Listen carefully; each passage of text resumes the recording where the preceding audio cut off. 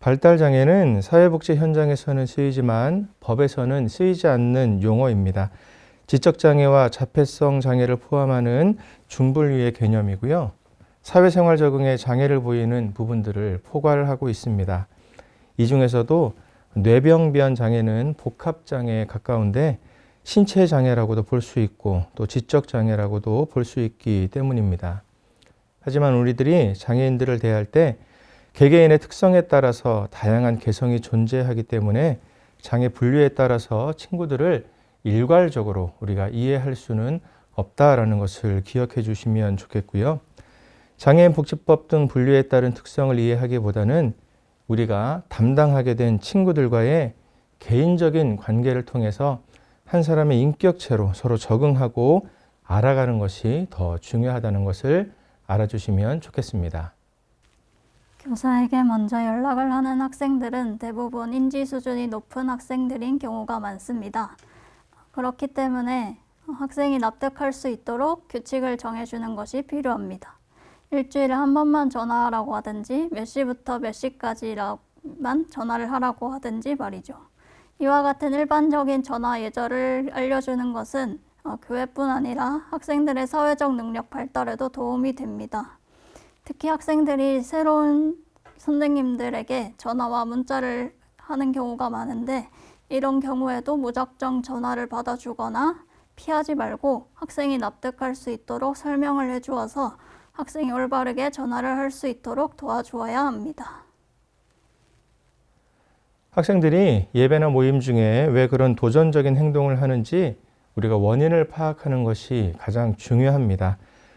우리가 그것을 문제 행동이라고 이야기하지는 않고 도전적인 행동이라고 이야기를 하는데 그 원인이 분명하면 그 원인을 제거해주고 또 되도록 예배실 안에서 학생과 교사가 해결할 수 있도록 우리가 함께 노력을 해가야 합니다. 학생이 도전적인 행동을 보인다고 또 자꾸 밖으로 나가게 되면 해당 학생은 시끄럽다면 예배 중에 밖에 나가도 되는구나 라는 것을 학습하게 되죠. 그리고 행동 중재 효과도 굉장히 짧습니다.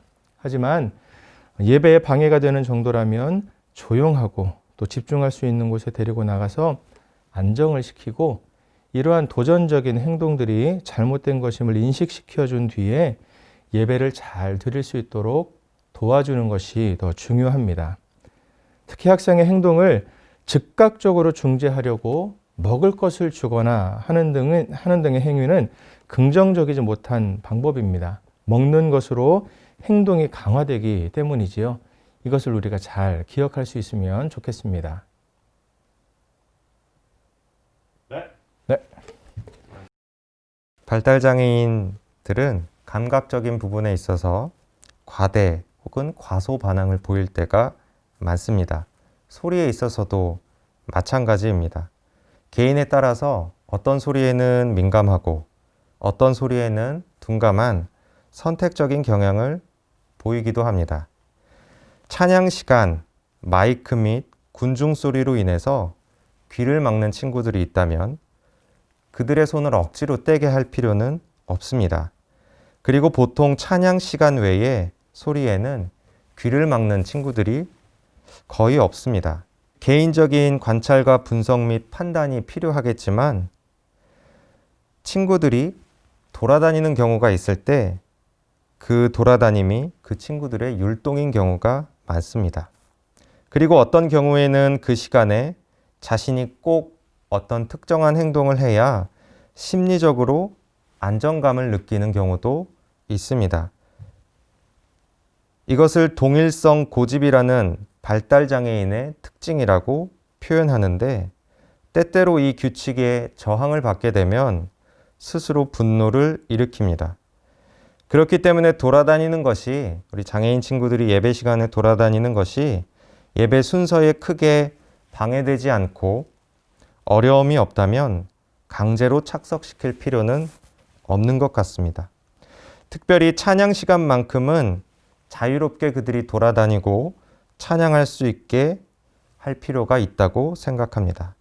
하지만 찬양 시간 이후에 예배에 집중해야 된다거나 예배의 교육 목적을 위해서 자리에 착석할 수 있도록 적절하게 인도하고 교육해 주는 것이 필요하다고 생각합니다. 그들을 착석시키는데 참 모범 답안이 있을 수는 없지만 맡은 친구들과 개인적인 관계를 천천히 맺어가며 그간의 관찰과 판단에 따라 지속적인 다양한 시도를 하다 보면 개인에 맞는 특수한 여러 가지 노하우들이 생기게 되지 않을까 생각합니다. 학생이 교사보다 나이가 많든 적든지 간에 학생의 사회적 연령에 따라서 호칭을 정리하는 것이 좋습니다. 성인이 되었을 경우에 사회적 호칭에 따라서 이름 뒤에 씨를 붙여서 호칭해 주시면 좋습니다. 우리 친구들은 단순히 교회에서만 생활하는 것이 아니라 사회 안에서도 생활하기 때문에 교회에서도 사회와 동일하게 존중되는 호칭을 받으시는 것이 좋습니다. 우리는 모두 비슷한 고민을 가지고 있습니다. 사랑부에 나와서 특별히 학생에게 해주는 것도 없는 것 같고 그냥 같이 예배 드리는 것 외에 하는 일이 없는 것 같다는 생각이 듭니다. 하지만 그것이 가장 중요한 일입니다.